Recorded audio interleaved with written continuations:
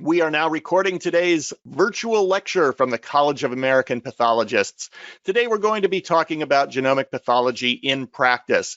And as we start today's session, I want to give a special shout out to Teresa Bergen, who is with us and listening closely. Teresa has been making all of these things happen. She helped get all of the doctors involved and start them, get them scheduled on our series as we extended from our initial April into May and June and now July and August. She's the one who has helped me out with all the materials behind the scenes. Teresa's going to be moving to some other responsibilities and not be as directly involved. But Teresa, thank you so much for everything you've done for all of us to make this happen. Been so great working with you, and I wish you all kinds of continued success here at the CAP in your other duties and the things that you do normally. So let's move on to talk about our standard disclosure. These lectures are designed to supplement your current training program. Content provided in each lecture is at the discretion of the presenter. The CAP did not assist in the development of the content, nor does the CAP indicate these lectures will fulfill any program requirements. Please consult with your program director to determine applicability. Well, we have back with us for part two, Dr. Jason Rosenbaum. Dr. Rosenbaum is still the Assistant Professor of Pathology and Laboratory Medicine, Director of Molecular Genetic Pathology Fellowship, and he's at the Hospital of the University of Pennsylvania. Dr. Rosenbaum, I'm going to turn things over to you. Let me pass you control.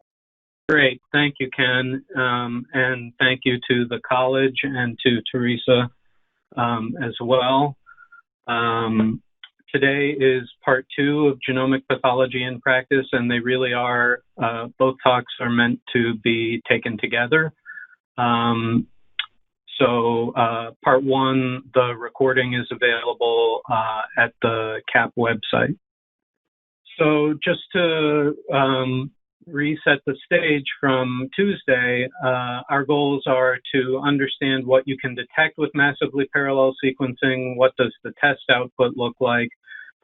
These issues we covered on Tuesday. We started talking about what design considerations affect MPS-based tests and how different assays might compare based on technological constraints. We'll talk more about that today. And we'll finish off today's session by talking about how the data are interpreted and how you, as a person maybe receiving the either the data or the report, would generate or interpret or integrate a sequencing report into your practice.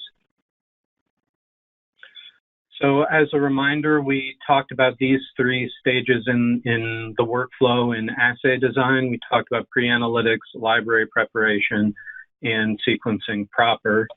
And today we're going to move into talking about bioinformatics, which is something of a bête noire for a lot of people. So to set the stage, why bioinformatics? Why do we have this separate component of the workflow? On a, let's say, medium-sized machine sequencer, you can sequence up to 4 billion fragments of DNA.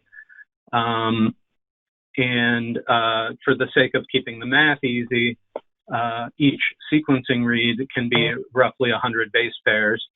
That gives you 400 billion data points every time you run the machine.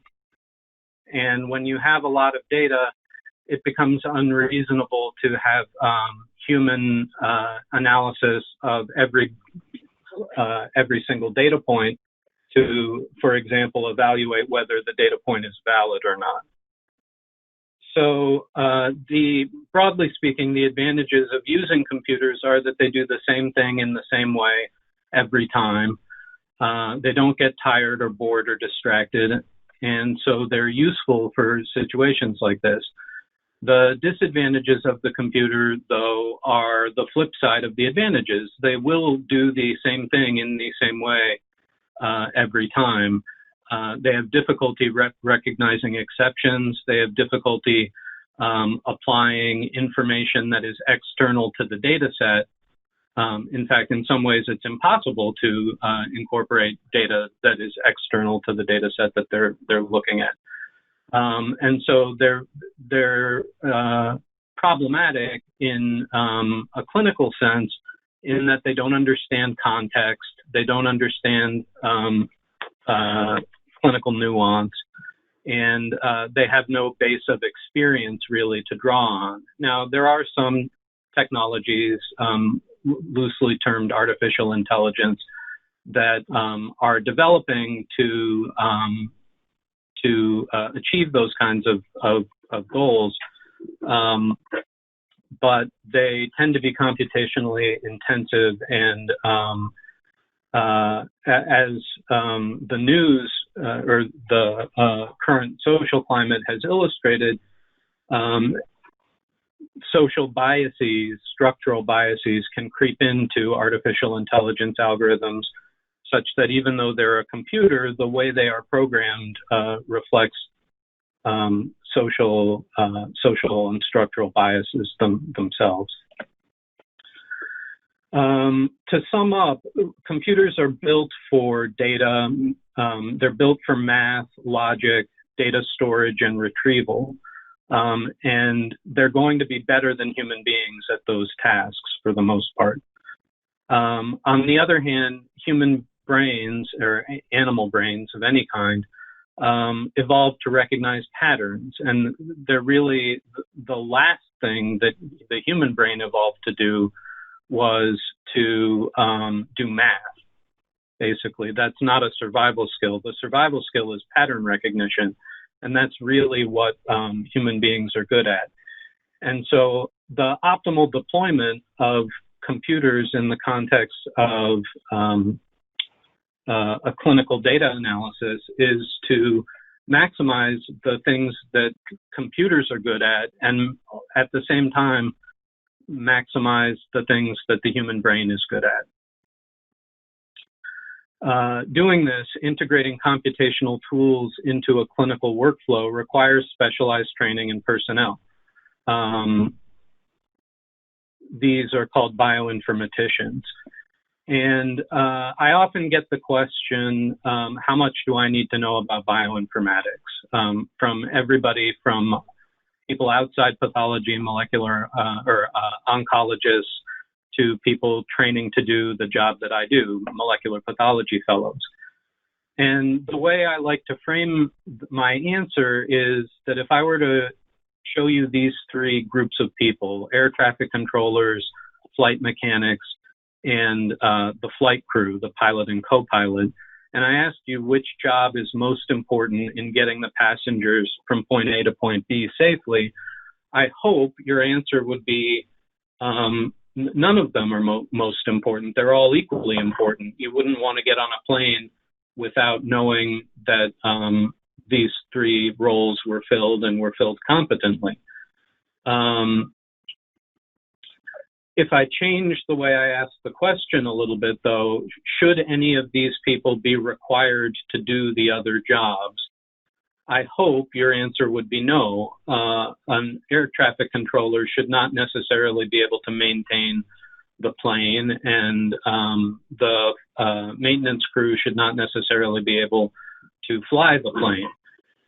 What's important is that everybody within or between the different domains is able to communicate, and that everybody is able to recognize problems across domains, even though they may fall a little bit outside their expertise.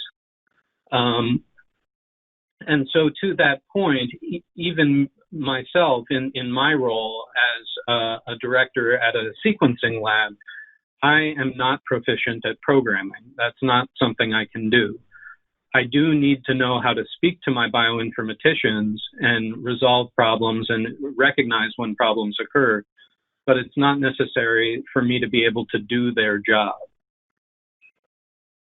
So let's define bioinformatics. If you Googled bioinformatics, you would find a multitude of different definitions. This is one of the most simple.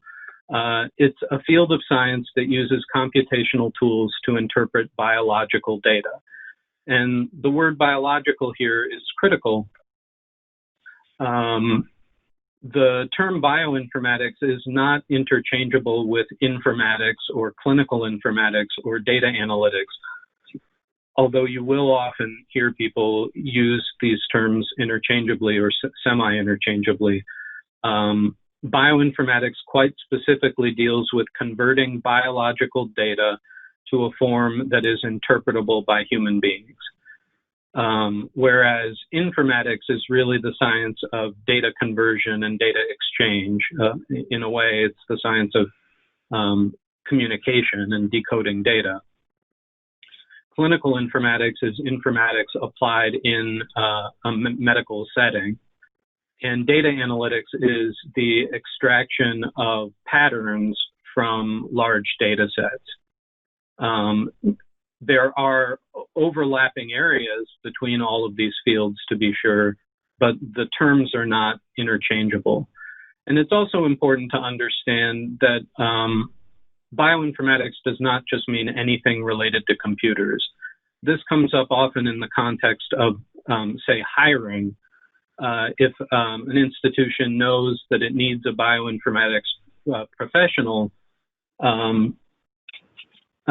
it may not give enough consideration to the fact that that bioinformatics professional may not have expertise in something like data security or database management. So skills bioinformaticians do generally have are programming in relevant languages, some kind of statistics, usually emphasizing biostatistics, biology, usually emphasizing molecular biology, and they will have some experience in the broader fields of informatics and data analytics.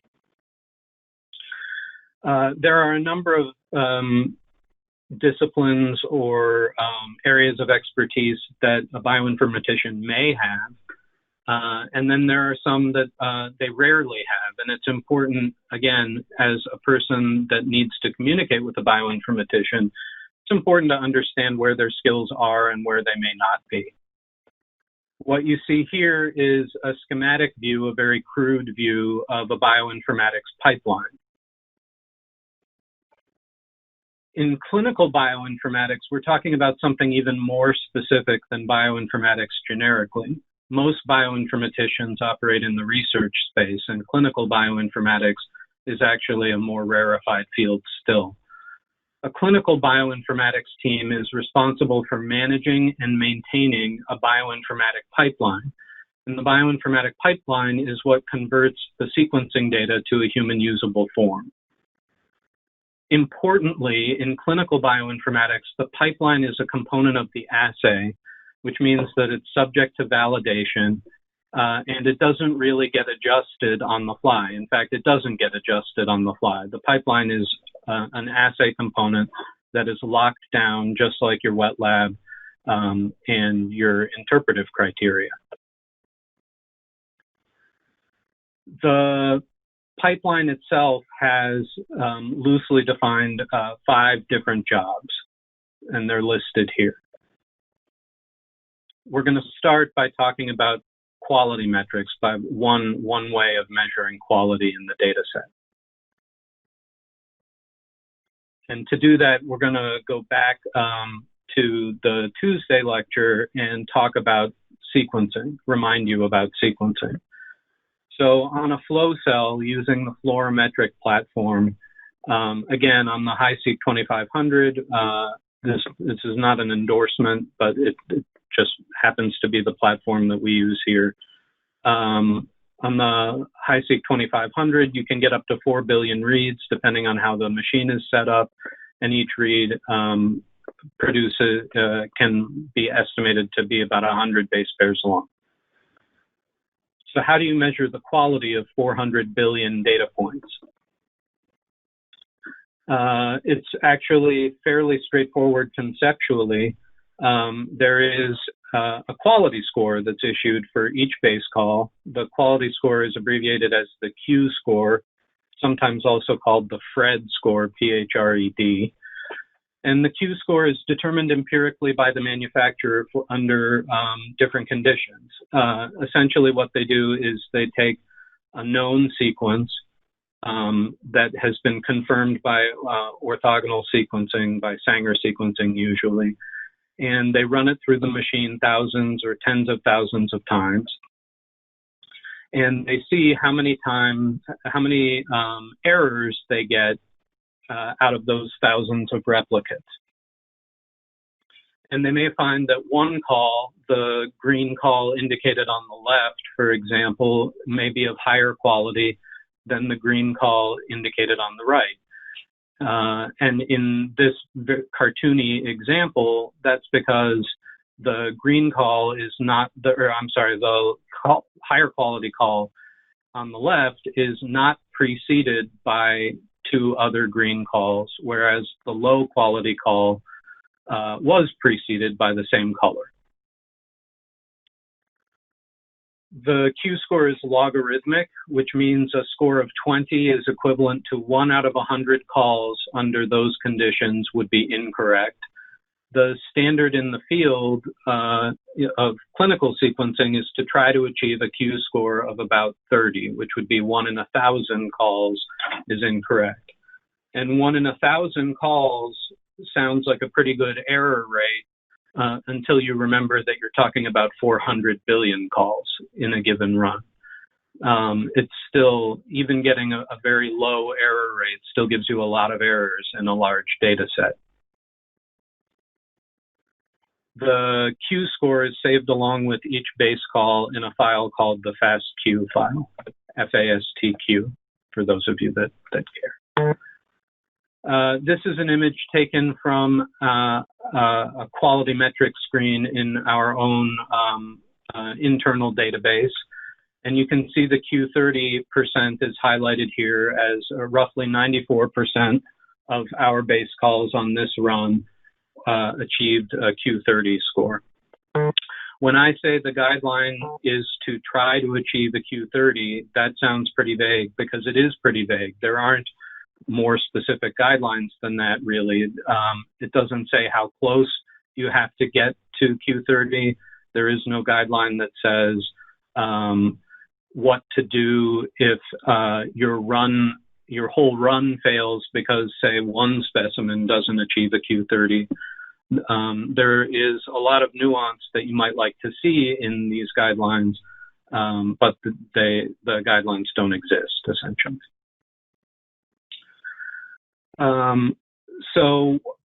Any given run, like the run we're looking at here, contains DNA from multiple specimens. 4 billion reads is more than enough on most clinical sequencing panels to sequence more than one specimen together at significant depth. And so if we're sequencing DNA that's mixed together, how do we separate those samples?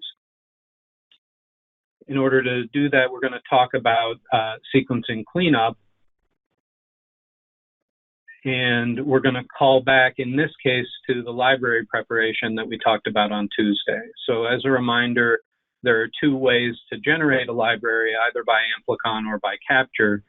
Either way, you generate a DNA fragment that needs to be tagged in the library preparation process. And it's tagged by an adapter. This, again, is a callback to Tuesday. The adapter is what binds to the structural matrix of the sequencer and permits sequencing. And you also have indicated here in red an index. And the index is a sequence of nucleic acids that is unique. It's sometimes referred to as a barcode, although that can be a little bit confusing. But the point is, it's a unique sequence of nucleotides that is intentionally designed not to occur naturally in the human genome, as far as anyone knows. And if you tag your library with an index, that allows you to mix different DNA together and then have the computer, once it reads that code, bin the specimen fragments appropriately. That's called demultiplexing. It's just a fancy word for computationally unmixing the DNA or the RNA belonging to different specimens.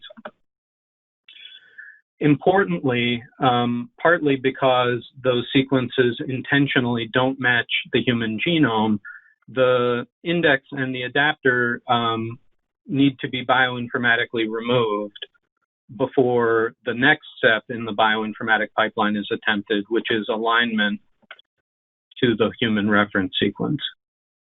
Because you can imagine if you tried to align the index by accident, you would reject a lot of reads because the index doesn't line up to the human genome. So let's spend a minute or so talking about alignment or mapping. If you have a sequencing read, and this is much shorter than most sequencing reads, but it's just meant to illustrate the process. You have a sequencing read and you have your reference genome. One method for alignment is for the software to select a motif that occurs with some frequency, but not super frequent in the human genome. You make a preliminary alignment against the reference sequence where the motif where the motif matches, basically, and that alignment gets a quality score. The motif is expanded and the score is recalculated. And if the score falls below a set threshold, the alignment is rejected, and the software looks for another match. Well, in this case, the match is perfect. And so I would pose this rhetorical question: how stringently should we set that threshold? Another way to ask that question is, should we try to achieve perfect alignment? And the answer is no. What we're looking for are mutations. We're looking for variants. And so if we tried to achieve perfect alignment, we by necessity would reject every alignment that showed a mutation. And so this is a computational example of the tension between sensitivity and specificity in a laboratory assay. The higher you set your stringency, the more mutations you will miss. However, the lower you set your stringency, the more misalignments you're going to permit, and the more false positives you'll allow. So if you align multiple fragments to the reference genome, you might see something like this, multiple reads. Each alignment gets its own quality score. One thing I do want to point out is that large insertions and deletions and structural variants will confound alignment and lead to what's called dropout. The way that works is like this. If we have a deletion affecting this region, all of these reads no longer have enough sequence alignment to be properly aligned, and they just get rejected. They get tossed in the computational garbage bin. That's called dropout. So dropout represents a problem for alignment tools. Large indels and structural variants will cause problems. Areas of low sequence complexity, so very repetitive sequence. One example would be homopolymer regions that are the same nucleotide sequentially multiple times. But another example would be trinucleotide repeat diseases like Fragile X syndrome or Huntington's disease, which have the same trinucleotide pattern repeated sometimes hundreds of times, especially if the patient does have the disease. And you can imagine that if we have a read length that measures only 100 base pairs, and you have a disease that can have stretches that are hundreds, plural, of nucleotides long that are highly repetitive, that aligning reads in that region would be problematic. Also, problem for alignment tools are regions of high sequence homology. So almost the opposite problem, that the sequence may be complex, but it's equally complex. In fact, it's identical in two different regions of the genome. This can happen in gene families where domains of two different genes, let's say, for example, Notch1 and Notch2, are similar enough that the aligner has trouble deciding which notch gene a given read belongs to. It tends to be actually more of a problem in a situation called a pseudo gene. A pseudo gene, for those of you that don't know, is a gene that was duplicated during the course of evolution. This just happens. This is how gene families are generated, in fact. A pseudogene, though, is a duplicate gene that has become non-functional. And essentially, it just sits in the genome and acts like any other non-coding sequence, and it sucks up mutations that don't end up affecting anything. But the problem is the sequence of the pseudogene is often similar enough to the gene that has retained function that it becomes difficult to map those mutations to one location or the other. One example of a clinically important gene where this happens quite frequently is PMS2, which you may or may not know is associated with Lynch syndrome and MMR deficiency. Another area that aligners have problems with are regions of high sequence variability. And an example of this would be any gene that undergoes somatic recombination, like the T-cell receptor genes. Meaning, if somatic recombination is when in a given individual, the gene is diverse, the gene rearranges somatically. And so if that occurs, that becomes quite difficult to map in the same way that I just described mapping working. After the fragments are aligned, or the sequencing reads are aligned, the next job of the pipeline is to make variant calls to essentially compare the patient sequence with the reference sequence and look for mismatches. With single nucleotide variants, that's pretty straightforward. The software essentially goes along the reference genome until it finds a region that doesn't match. And if it finds a region that doesn't match, it logs it in a file called the variant call file, the VCF. And then it keeps going, and it looks for another call. And not finding any in this example, this would be just the one call. Indels work similarly, although they add a little bit of a wrinkle. In this simplified schema, the caller marches along the reference genome and looks for a region that doesn't match. In this case, it's identifying a deletion at this position. And in this very simple indel caller, the caller moves to the next position and recognizes that the deletion must be extended. Now, depending on the sophistication of the caller might then simply reset and say that deletion is only 2 nucleotides long.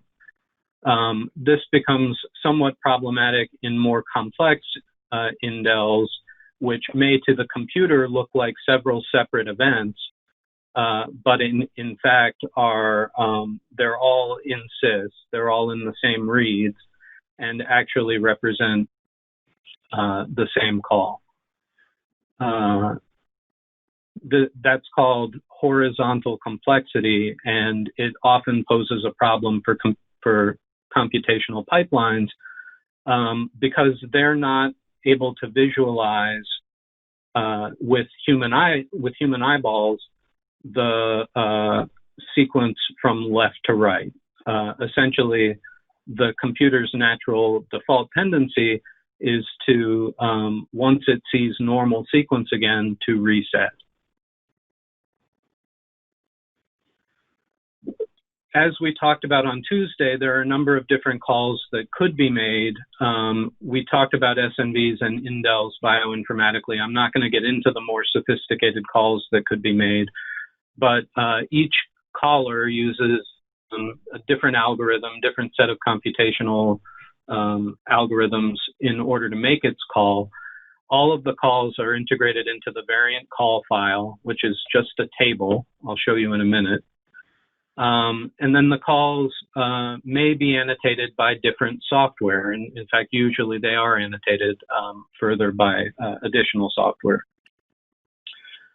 This annotation includes the genic region, that is literally the gene, and whether it's in an intron or an exon, whether it's in a promoter, what exon it's in, whether it's synonymous or non-synonymous, frame shift, etc.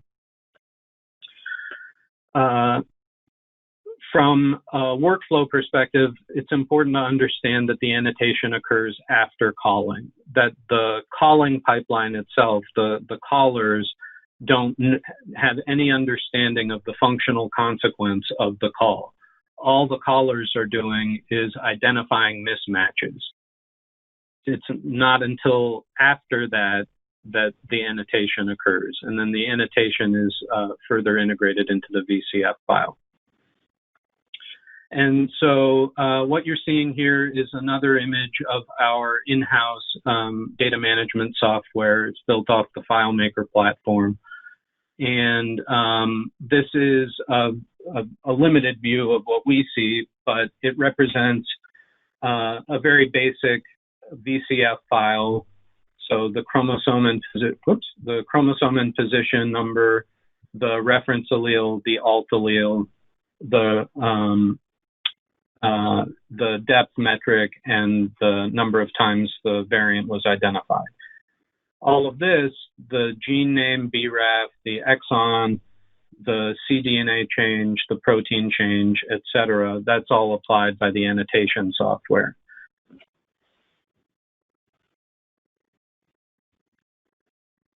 So having a VCF file is the first step in permitting human analysis of the output.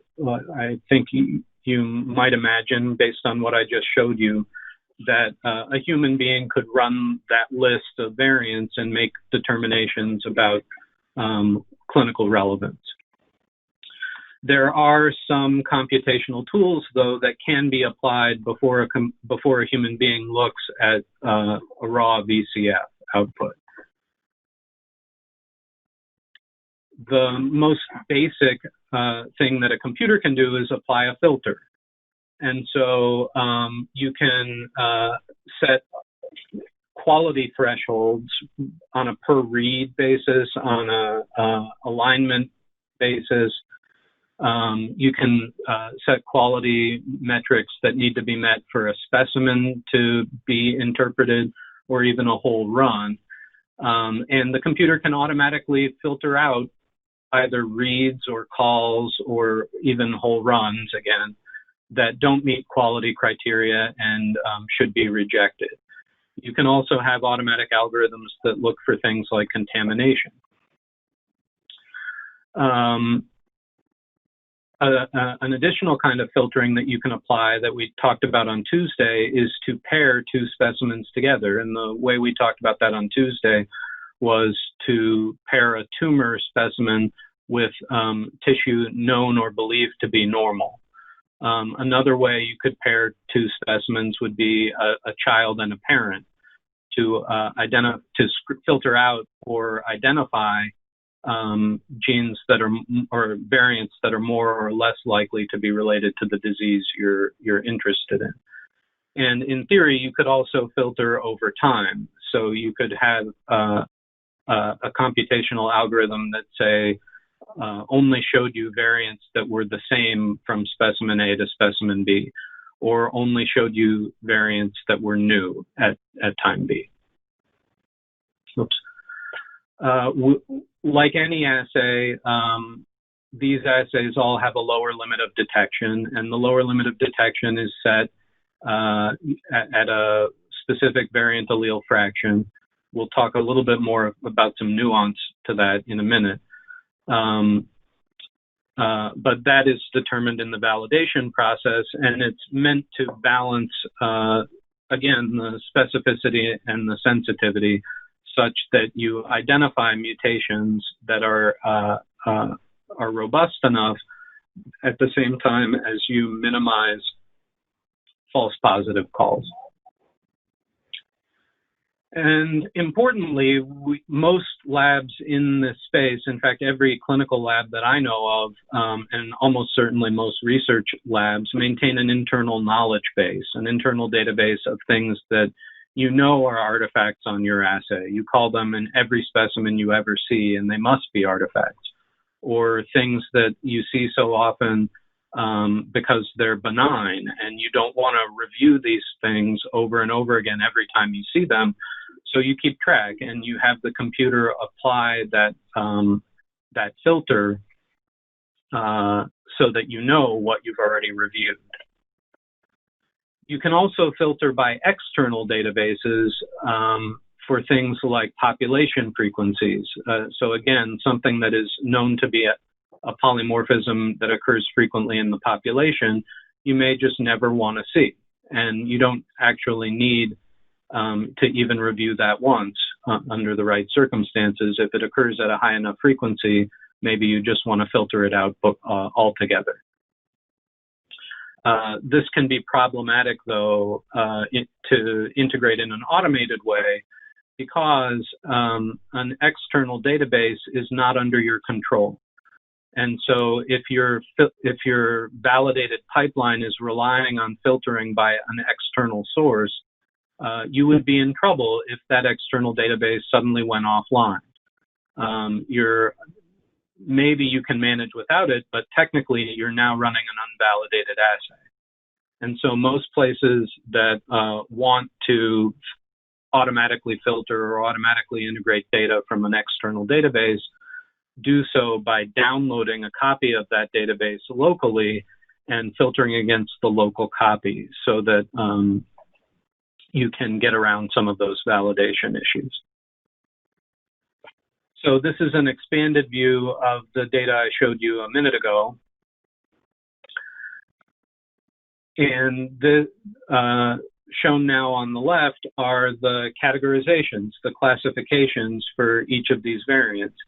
And you can see that on a panel like this is our solid tumor sequencing panel, sequences 152 genes, about 500,000 positions. On a panel like this, we generally generate about 200 to 250 calls every time we run a specimen.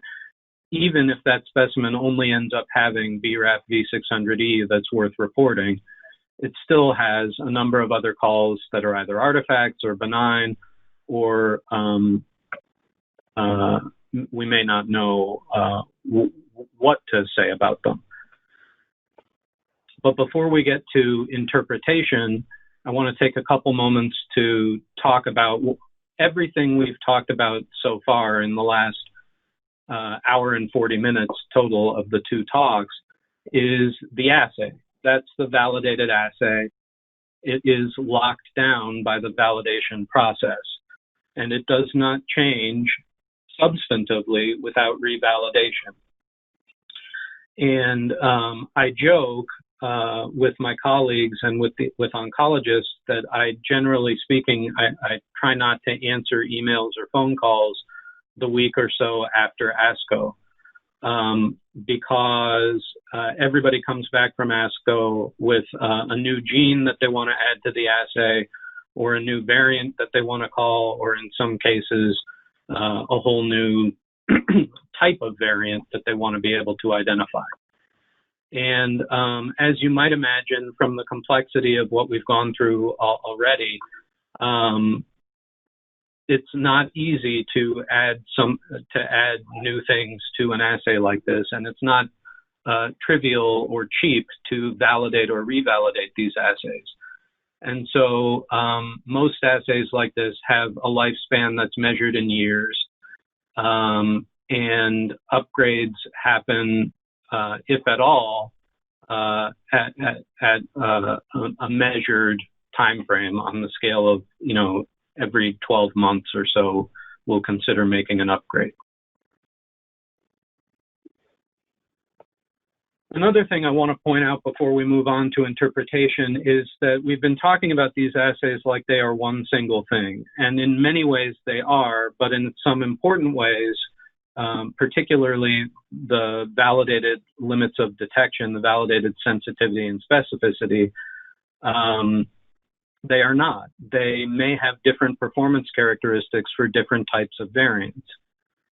This is a table taken from a commercial sequencing vendor, and you'll notice that just taking at face value their data, they are very, very good at identifying single base substitutions, the point mutations that you might be most familiar with, JAK2 V617F, BRAF V600E. They are slightly less good at identifying insertions and deletions. And while they are very good at identifying amplifications, if there's enough tumor in the specimen, their ability to confidently identify an amplification drops precipitously at low tumor content.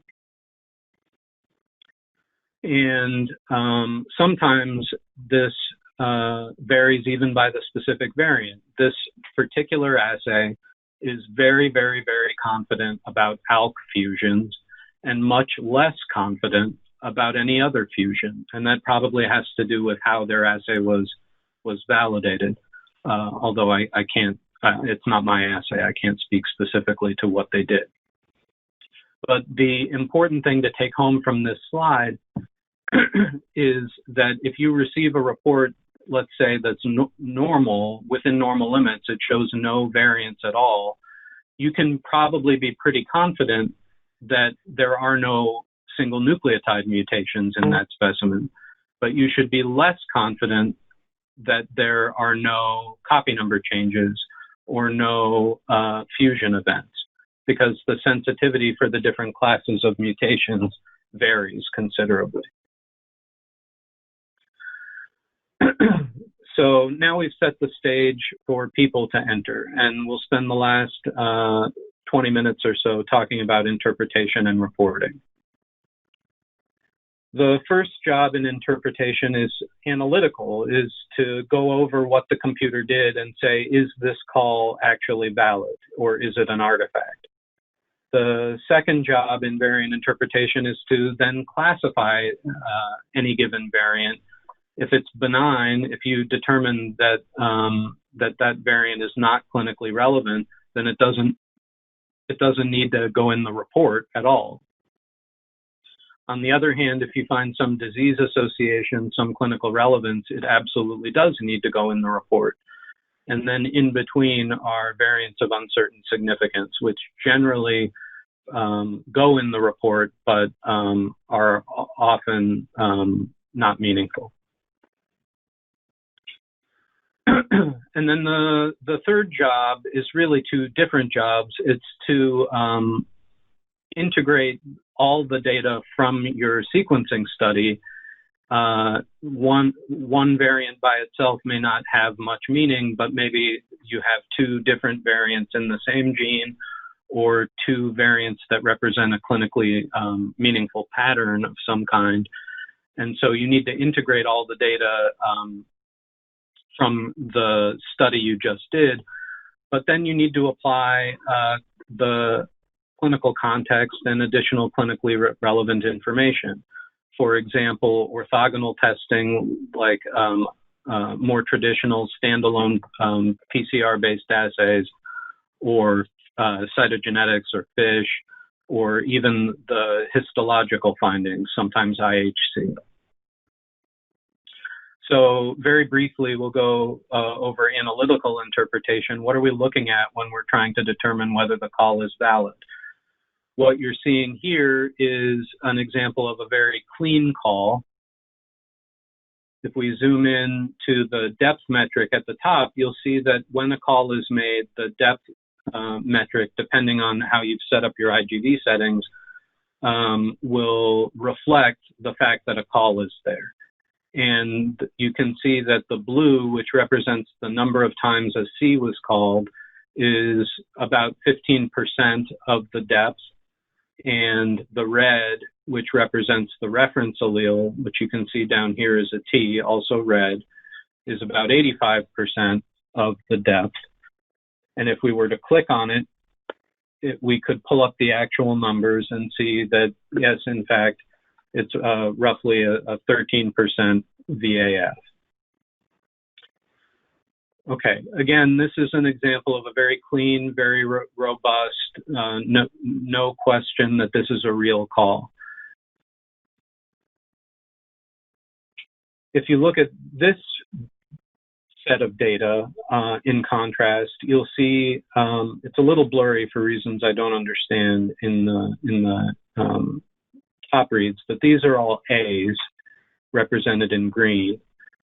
The reference is a C, and you can see that we're getting 8 or so calls that are A's, about 4 T's, and 2 G's. I believe I showed you a different version of this slide on Tuesday. This represents background sequencing error. A good tip-off that this is background sequencing error is that you're getting some of every possible variant call at the exact same position. And you're getting it at a low level. And notice that in the depth metric, no call was made because this doesn't achieve our lower limit of variant allele fraction. So if I ask you if this is real or artifact, this is a good example of artifact. But what about this?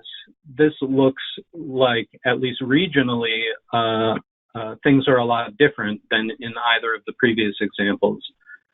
In this example, in the BCORL1 gene, there's a lot more noise. And to the untrained eye, that may mean that what you have are lots and lots of mutations in the same region. And that would be fair. That would be reasonable, again, to an untrained eye. But experience with the assay and experience with genomics helps suggest that if you look at the reference genome, this happens to be a region that's highly enriched for C's in particular, but both G's and C's. And such GC-rich regions do tend to be problematic to sequence. And you can see that most of what's getting called here are extra C's. All this blue is extra C's. And you'll also notice this isn't the best example of this, but we're seeing directional bias. If you notice the direction of the arrowheads here, the blue reads all go right to left, and the pink reads all go left to right. And this region is having a tougher time being sequenced from left to right than it is from right to left. And that directional bias is another indication that what you're seeing here is artifact.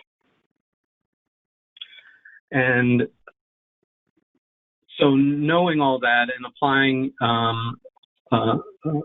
applying a judgment call like that requires some sense of the behavior of the assay and the behavior of the assay regionally. And some of that can be automated and sometimes is, but often it requires a human curation. The next step, once you've established that the variant is real, is to classify the variant as clinically meaningful or not.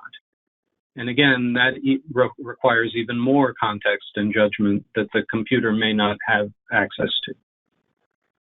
So early classification schemes were based on inherited disease, and that's not a bad thing. The genetics of inherited disease were better understood and more prominent for decades. But an example of inherited disease testing would be cystic fibrosis or sickle cell anemia, things like that, where the disease affects one or a few genes. And it makes sense in that context to stratify your classification scheme from benign to pathogenic, because by definition, a mutation in the CFTR gene is what gives you cystic fibrosis. that became a little bit problematic as oncology sequencing in particular started to become prominent, but it's actually problematic in the germline context as well when you get away from classically inherited Mendelian disease. And that's because pathogenicity, the word pathogenic literally means causes disease, which again is fine for cystic fibrosis. But in multigenic disease, sorry, something got cut off there. In multigenic disease, any single change may not drive disease. You can have a KRAS so-called driver variant, for example, in a benign or pre-malignant colonic polyp. The very idea of the multi-hit hypothesis of cancer means that any single change is not necessarily by itself pathogenic. You need multiple changes. And what about the situation where a variant doesn't drive disease but alters response to treatment? This applies to pharmacogenomic sequencing, which is just a different kind of germline sequencing. But in cancer, it's particularly relevant if you had a lung cancer that was driven by an ALK fusion, for example, and the patient got treated and then acquired a single nucleotide mutation that drove treatment resistance. That single nucleotide change it's not pathogenic. It didn't give the patient cancer. On the other hand, it is one of the most important things that we could draw our attention to in our report. And so the pathogenic terminology falls short in that context. Similarly, a variant that increases the risk of disease, like a BRCA germline variant, for example, you could live to be 90 years old and die of something else entirely without ever having developed cancer. You still, if you identified that gene or that mutation on a sequencing study, you'd want to draw attention to it. You'd want to call it in the most important category you have. And this is actually the most important, which I hope to illustrate in a couple of slides a little better. But the more fundamental problem to the way we do the sequencing and the way we do our interpretation is that different people mean different things by pathogenicity, by pathogenic. And so, for example, if we stick with the BRAF V600E example, we know that BRAF V600E is an oncogenic mutation. It's an activating mutation that drives cancer. And BRAF is an oncogene, and activating mutations are what drive cancer. And so for us, with our clinical perspective, we would call such mutations pathogenic. However, if you were coming at this from a cell biology perspective or a genetics perspective, you might call a frame shift mutation, a loss of function mutation in BRAF, pathogenic because it destroys the function of the gene. And in fact, it may be lethal to the cell. It may be pathogenic from the cell's perspective too. But that is the opposite of oncogenic. That is the opposite of pathogenic from the clinical perspective. Something that kills a cancer cell would actually not be pathogenic. And this is most important to remember in the context of using interpretive tools and interpretive databases that were often designed by people that were not clinicians and may have been thinking about these things from a biological perspective rather than a clinical perspective. So partly for terminology reasons, which I've just gone over, and partly for other clarity reasons, a newer classification scheme was issued 3 years ago that is specific to oncology.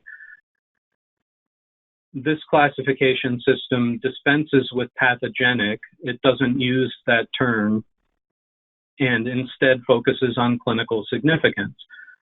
A solution which gets around the problem, many of the problems we talked about in the last couple of slides.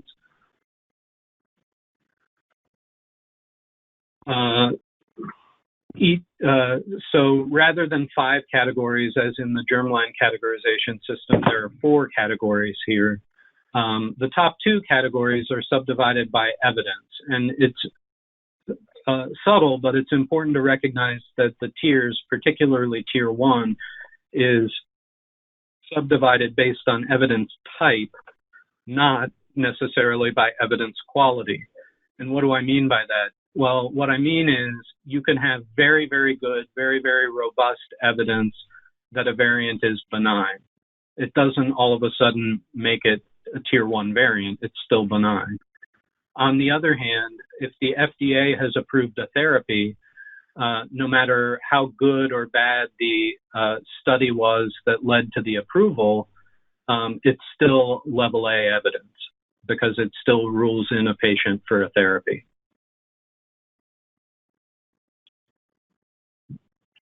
So keeping it simple, we'll talk about 3 categories here: benign, clinically significant, or variant of uncertain significance, and we'll leave out the in-between categories. Benign is usually established, benignity is usually established by minor allele frequency cutoffs, meaning if a variant occurs frequently enough in the population that it is too frequent in normal people to be driving disease, even a common disease like cancer, then the variant can be considered benign and is left out of the report.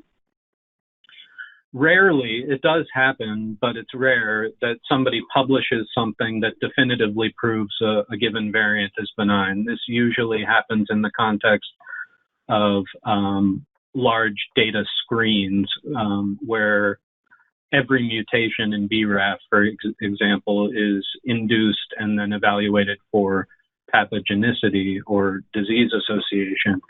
And the publication just lists the result for every variant. Again, it's rare, but it does happen. At the other end of the spectrum, clinical significance is mostly established by literature or database evidence of some kind of a diagnostic association, a prognostic association, or some predictive capacity of a therapeutic response or toxicity. There is variable penetrance in the field of the use of predictive tools. These are algorithmic tools that, for example, evaluate the evolutionary conservation of a given site or the structural change induced by an amino acid change from a leucine to a tryptophan, for example, and they attempt to computationally predict the impact on of a mutation on a protein. I would caution, especially novices, but I would really caution anybody, even people with a sophisticated understanding of these tools, to not derive too many conclusions from them. Often they were not developed, again, for clinical purposes. They were often developed as research aids. And so their goals and terminology may be slightly different. That's all I'll say about that. So we use a lot of external databases and resources, and I wish I could point you to just one and say, this is the best one, and you can use this and rely on it. The problem is that any given database was designed and curated by a human or a group of humans, and the details may matter.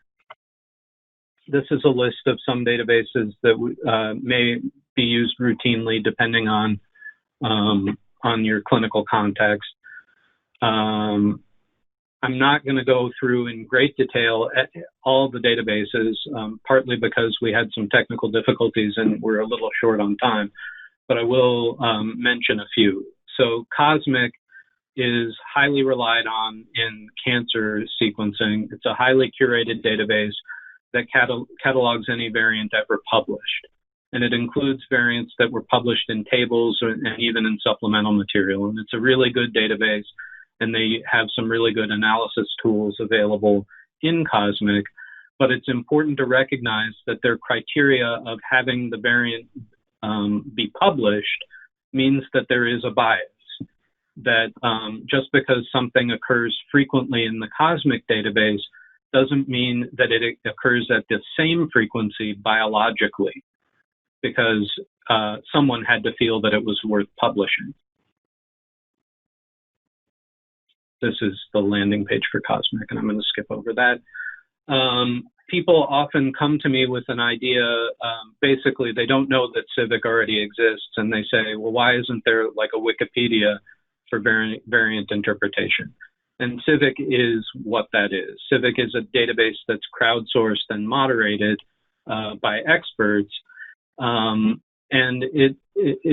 its data are, the interpretations available on Civic are generally speaking quite good. The problem is the same problem as Wikipedia, that it's dependent on the interest of the people that are submitting to it. And so if you've encountered a variant that you believe to be rare or possibly even unique, Civic is not going to be helpful beyond maybe looking at what else affects the same gene.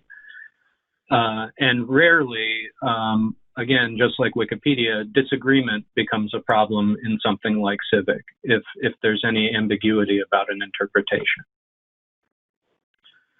ClinVar people rely on pretty heavily in germline disease, and it's really, really good for germline disease. In fact, you can hang your hat on it in germline disease for the most part.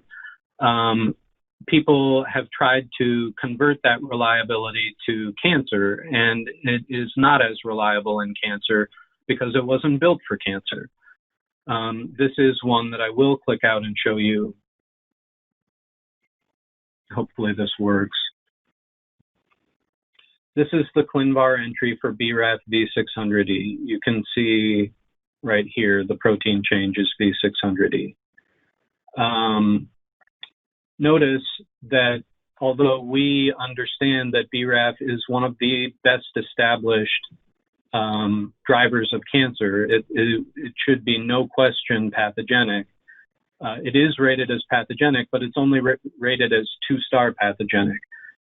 And again, that's because this database was designed really to work for germline disease, and BRAF can't be inherited. It's embryonic lethal. It doesn't actually function in a germline context. BRAF V600E doesn't. BRAF, the gene, obviously is inherited.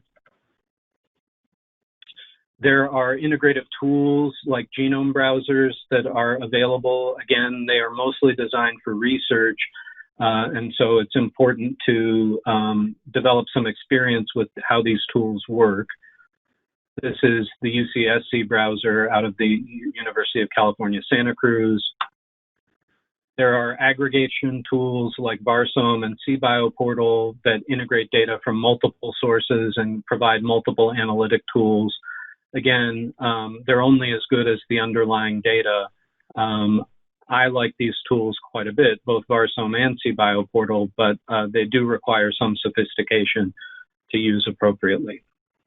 So when I'm generating an interpretation for a variant, the job is pretty simple. I'm supposed to summarize the total accumulated human knowledge about that variant. I'm not supposed to miss anything significant, meaning I don't want to leave anything important out. And I'm not supposed to overstate the significance of anything. I don't want to say too much and confuse people.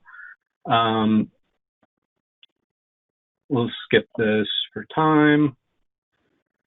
Some considerations in issuing the report. Who was the report intended for? Is it meant for a treating oncologist? Is it meant for another pathologist, for clinical geneticists, for primary care physicians? Are the recipients in academia or are they in community practice? Are patients going to see the report? Are insurance companies going to see the report? What about lawyers? The insurance company issue is a bit more important than it ought to be, because if you issue a report that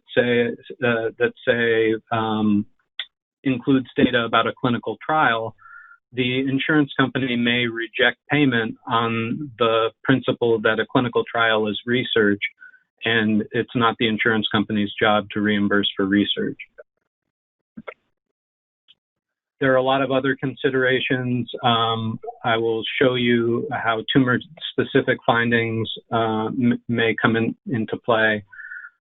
Pertinent negatives are a complicated factor in an assay that interrogates maybe millions of different positions, most of which are going to be negative. It can be difficult to routinely issue pertinent negative statements. And combinatorial findings are also complicated.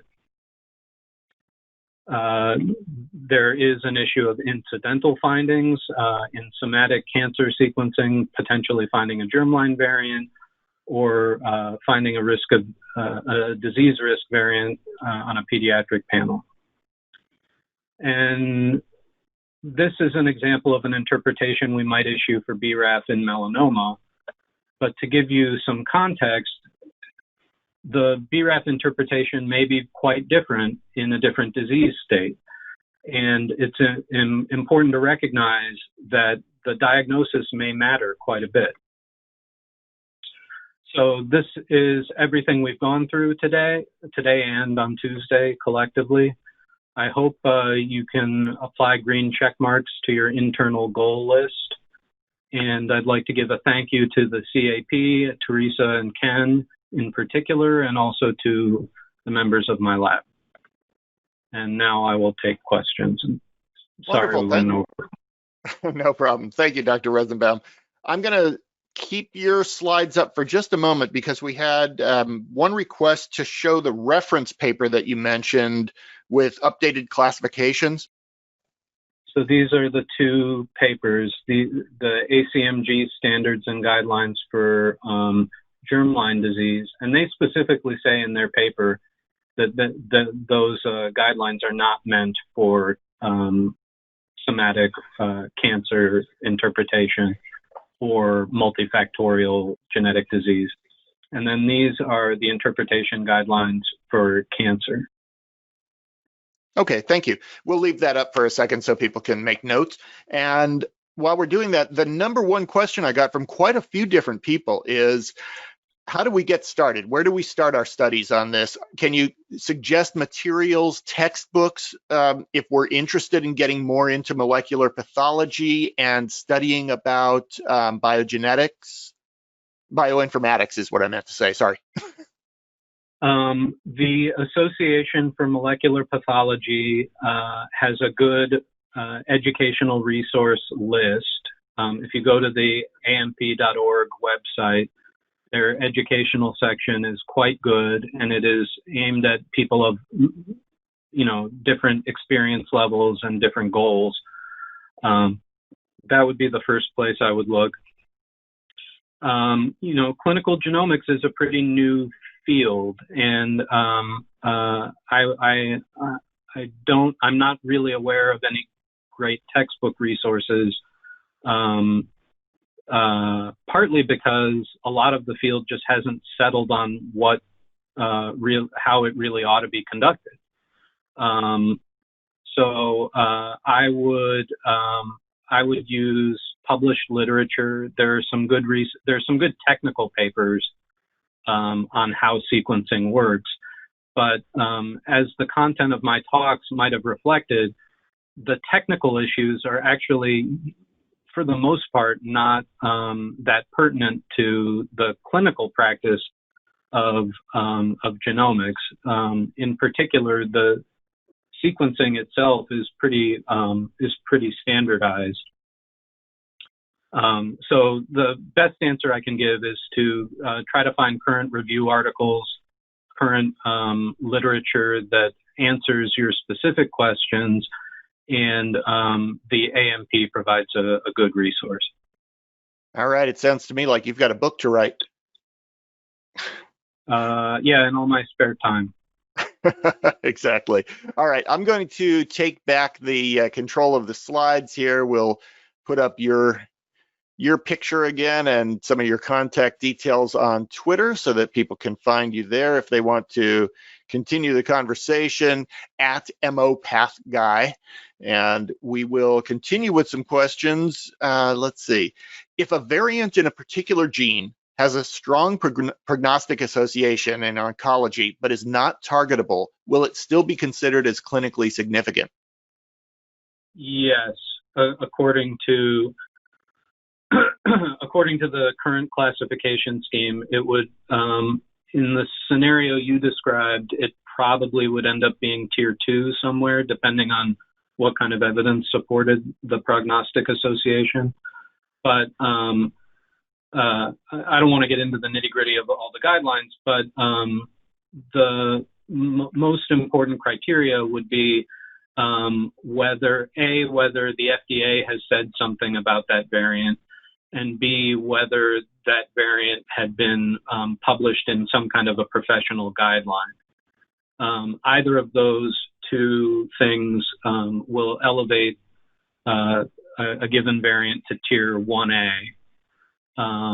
And anything less than that, even if there's a known biological relevance from basic science studies, if it hasn't been proven in patients yet, a lot of it is up to the discretion of the person issuing the report, and there aren't hard and fast rules for the most part, except for whether the FDA or professional societies have said something. Okay, I'm just going to take a moment and once again reiterate that next week we start our Thursday only schedule. So please do not show up on Tuesday. You're going to feel very lonely, but we'll see you back here again on Thursday for our next lecture. And we have updated the schedule on our website on cap.org. You'll find it at that long link there towards the bottom of this screen. All right, let's continue with questions. What would you say is the amount of knowledge on MPS that an anatomical pathologist needs to have in their back pocket? I hate to fall back on this, but I have a feeling I'm going to fall back on this a lot. It really depends. It depends on what kind of practice you are envisioning for yourself. So,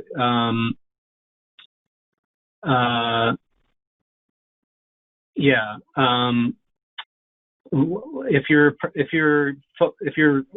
have a very tight focus on lung cancer, for example, you really ought to understand something about massively parallel sequencing to the point where you understand how it might be better or worse than competing technologies like FISH, for example, at identifying ALK rearrangement. You may want to understand a bit about the workflow so that you can appreciate what the turnaround time will be, if it's even going to be helpful in a given clinical scenario. There are a lot of genomic findings in lung cancer and in hematologic malignancy too that warrant understanding the technologies that might be used to deliver those results. On the other hand, something like if you're focused mainly on prostate cancer or breast cancer, the number of genomic targets are fairly limited, and although breast cancer is highly associated with HER2, or it's not that HER2 is an important driver, is what I mean to say, in breast cancer. There aren't that many other important drivers in breast cancer, and so additional genomic testing is not often warranted. So it can depend on the kind of practice that you have. If you're a sort of a general practitioner, I think the most important thing to understand is the interface between the anatomic pathologist and the sequencing lab, meaning understand what the input criteria are of the assay you're dealing with and how you, as the submitter of the material, can help maximize the odds that the sequencing will be successful. Okay, and I think in a similar vein, we have somebody who seems to be particularly interested in hematopathology and is wondering about special challenges in genomics regarding hematopathology. Would you say that's a particularly challenging subspecialty to work with? I would never say that anybody is particularly challenging to work with. The issues with hematopathology, I guess the issues to be aware of in hematopathology are maybe more subtle, in that a lot of hematopathologists and oncologists that are working in the hematologic malignancy space are interested in, say, disease monitoring, which these assays are not necessarily well designed to do. They tend to have I wouldn't say high limits of detection, but they're appreciable lower limits of detection of 5% VAF, which would be a typical oncology sequencing panel, equates to about a 10% neoplastic load. And generally speaking, and this is a broad generalization, but generally speaking, if there's 10% neoplasia in a specimen, you should be able to see it by flow cytometry or by histopathology. Now, certainly there are diagnostic nuances. There are some diagnoses that are challenging to make under the microscope, and there are some myeloid malignancies that where the clonal cell of origin can appear totally normal. So there are exceptions, but generally speaking, these assays are not that good at things like measurable residual disease detection or disease monitoring. The other reason they're not that great at disease monitoring, I mentioned in the first lecture that people have a tendency to want to use the variant allele fraction to monitor how a patient is doing. And if the variant allele fraction is trending up, they want to say the patient is getting worse, or the reverse. The VAF is just not reliable enough to do that unless you're seeing huge swings. Generally speaking, the VAF of a single variant, or even just a few variants, should not be used that way. And so that's the issue that we have a lot of dialogue with hematology, is what's the appropriate use of these assays. And in my opinion, the most appropriate use of these assays is for initial diagnosis and following some kind of change in clinical state that was determined by other means, meaning radiologically the patient's tumor is getting bigger. Okay, we sequence again in order to see if a resistance mutation has developed or something like that. But we don't just sequence somebody who their clinical state hasn't changed, or we shouldn't, just for monitoring purposes. I don't think that's a useful use of clinical resources. All right. Well, we have managed to make it through our questions. Thank you so much, Dr. Rosenbaum, for bringing us this extended two-parter on genomic pathology. Lots to think about, lots of things to learn. Sorry about the technical difficulties, and thank you all for your patience and your interest. Fantastic. Well, I'm going to wish everybody here in the United States a happy Independence Day holiday over the weekend. And next week, come back and meet us again for a look at hepatocellular tumors. Bye-bye, everyone.